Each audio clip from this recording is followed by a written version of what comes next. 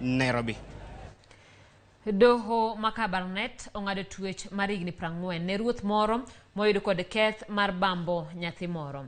Thomas Chesang, ma en ruoth Makasaka sub-location gwenge ma Baringo North, oyudi ne obambo nyathino dinuoya e kind dwe mar 2 kod 8 higa mar 2021. Jang'ad bura Caroline Atea ong'ado twech no ne ruoth no ma jahigni 47 kowacho ni mano yo magayo jomamoko maritem tim machalo kamano.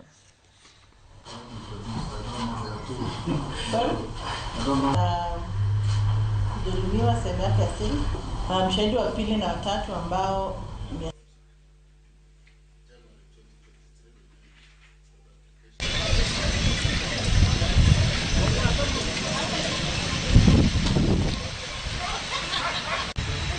Section 8.3 provides that a person who commits an offense of defilement with a child between the age of 12 and 15 years is liable upon conviction to imprisonment for a term of not less than 20 years. Taking into account the issue of gravity of the offense herein is a felony. The minimum sentence is 20 years, and given the nature and circumstances of the offense, I find that an uncustodial sentence will be unsuitable. However, the aggravating circumstances herein outweigh the mitigating circumstances. He was the assistant chief of the area where the victim resided.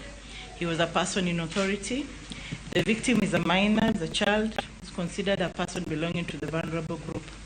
She also suffered serious psychological effects from the ordeal, that she has had to be placed in witness protection and undergo counseling. The offense herein provides for a minimum sentence of 20 years. Given the circumstances and issues discussed as above, it is only just that the court hands down a deterrent sentence. The accused is therefore sentenced to serve 40 years in jail, right of appeal 14 days.